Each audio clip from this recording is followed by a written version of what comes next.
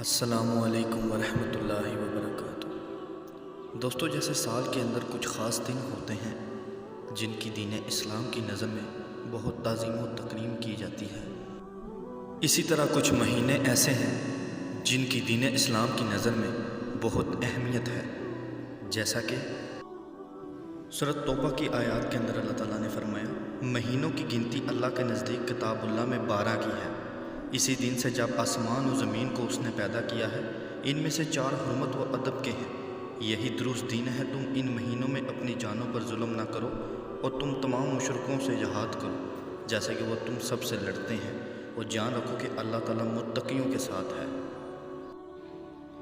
مہینوں کا آگے پیچھے کر دینا کفر کی زیادتی ہے، اس سے وہ لوگ گمراہی میں ڈالے جاتے ہیں جو کافر ہیں، ایک سال تو اسے حلال کر لیتے ہیں اور ایک سال اسی کو حرمت والا کر لیتے ہیں کہ اللہ نے جو حرمت رکھی ہے اس کے شمار میں تو موافقت کر لیں، پھر اسے حلال بنا لیں جیسے اللہ نے حرام کیا۔ انہیں ان کے برے کام بھلے دکھا دیے گئے ہیں اور قوم کفار کی اللہ رہنمائی نہیں فرماتا۔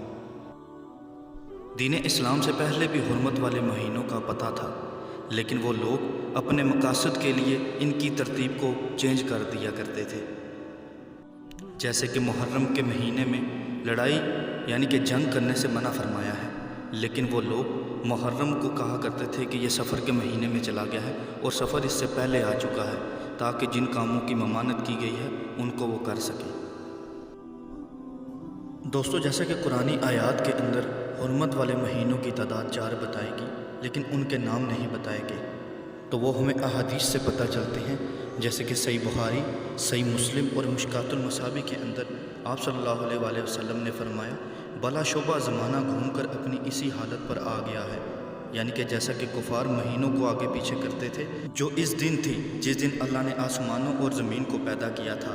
سال کے 12 مہینے ہیں، ان میں سے 4 حرمت والے ہیں، 3 لگاتار ہیں، ذوالقعدہ، ذوالحجہ اور محرم، اور ان کے علاوہ رجب جو مضر کا مہینہ ہے، جس کی حرمت کا قبیلہ مضر قائل ہے، جو جمادی اور شعبان کے درمیان ہے۔ اس کے بعد آپ نے پوچھا، آج یہ کون سا مہینہ ہے؟ ہم نے کہا اللہ اور اس کا رسول زیادہ جاننے والے ہیں۔ کہا آپ خاموش ہو کے، حتیٰ کہ ہم نے خیال کیا کہ آپ اسے اس کے معروف نام کی بجائے کوئی اور نام دیں گے۔ پھر آپ نے فرمایا، کیا ذوالحجہ نہیں؟ ہم نے جواب دیا، کیوں نہیں؟ پھر آپ صلی اللہ علیہ وآلہ وسلم نے پوچھا، یہ کون سا شہر ہے؟ ہم نے جواب دیا، اللہ اور اس کا رسول صاحب بڑھ کر جاننے والے ہیں۔ کہا آپ خاموش رہے، حتیٰ کہ ہم نے خیال کیا کہ آپ اس کے معروف نام سے ہٹ کر اسے کوئی اور نام دیں گے۔ پھر آپ صلی اللہ علیہ وآلہ وسلم نے پوچھا، کیا یہ البلدہ حرمت والا شہر نہیں؟ ہم نے جواب دیا، کیوں نہیں؟ پھر آپ نے پوچھا، یہ کون سا دن ہے؟ ہم نے جواب دیا، اللہ اور اس کا رسول سب سے بڑھ کر جاننے والے ہیں۔ آپ صلی اللہ علیہ وآلہ وسلم نے کہا، کیا یہ یوم النحر قربانی کا دن نہیں؟ ہم نے جواب دیا، کیوں نہیں؟ اللہ کے رسول پھر آپ صلی اللہ علیہ وسلم نے فرمایا، بلا شبہ تمہارے خون، تمہارا مال۔ محمد بن سیرین نے کہا، میرا خیال ہے کہ انہوں نے کہا، اور تمہاری عزت تمہارے لیے اس طرح حرمت والے ہیں جس طرح اس مہینے میں، اس شہر میں تمہارا یہ دن حرمت والا ہے، اور عنقریب تم اپنے رب سے ملو گے اور وہ تم سے تمہارے مال کے بارے میں پوچھے گا۔ تم میرے بعد ہرگز دوبارہ گمراہ نہ ہو جانا کہ ایک دوسرے کی گردنیں مارنے لگو۔ سنو، جو شخص یہاں موجود ہے وہ اس شخص تک یہ پیغام پہنچا دے جو یہاں موجود نہیں۔ ممکن ہے کہ جس کو یہ پیغام پہنچایا جائے وہ اسے اس آدمی سے زیادہ یاد رکھنے والا ہو جس نے اسے خود مجھ سے سنا ہے۔ پھر فرمایا، سنو، کیا میں نے اللہ کا پیغام ٹھیک طور پر تم پر پہنچا دیا ہے؟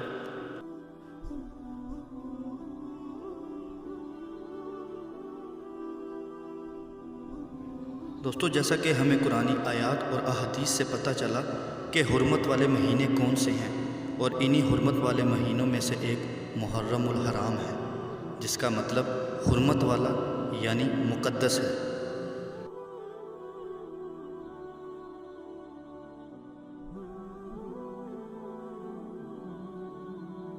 اسی طرح بخاری اور مسلم کی ایک اور حدیث سے اس مہینے کی افضلیت پتہ چلتی ہے کہ رمضان کے بعد سب سے افضل روزے اللہ کے مہینے محرم کے ہیں، اور فرض نماز کے بعد سب سے افضل نماز رات کی ہے، اور اس محرم کے مہینے کو اللہ تعالیٰ کا مہینہ کہا گیا ہے۔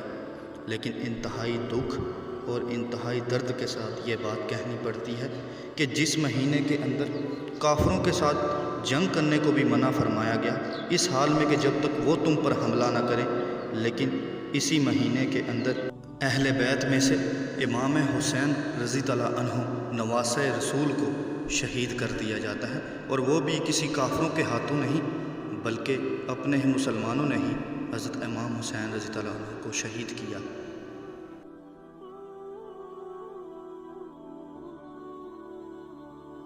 صحیح مسلم اور مشکات المصابیح کی حدیث کے مطابق یہ وہ دن تھا کہ رسول صلی اللہ علیہ وآلہ وسلم مدینہ تشریف لائے تو آپ نے عاشوراء کے دن یہود کو روزے کی حالت میں پایا۔ رسول صلی اللہ علیہ وآلہ وسلم نے پوچھا، ان سے دریافت کیا یہ کیا دن ہے جس کا تم روزہ رکھتے ہو؟ انہوں نے جواب دیا، یہ ایک عظیم دن ہے، اس میں اللہ تعالیٰ نے موسیٰ علیہ السلام کو اور ان کی قوم کو نجات دی تھی، اور فرعون اور اس کے قوم کو غرق کیا تھا، تو موسیٰ علیہ السلام نے اللہ کا شکر بجا لاتے ہوئے اس کا روزہ رکھا، لہٰذا ہم بھی اس کا روزہ رکھتے ہیں۔ اس پر آپ صلی اللہ علیہ وسلم نے فرمایا، تمہارے مقابلے میں ہم موسیٰ علیہ السلام کے ساتھ زیادہ حق اور زیادہ قریبی تعلق رکھتے ہیں۔ اس پر رسول صلی اللہ علیہ وسلم نے اس دن کا روزہ رکھا اور صحابہ کو بھی روزہ رکھنے کا حکم دیا۔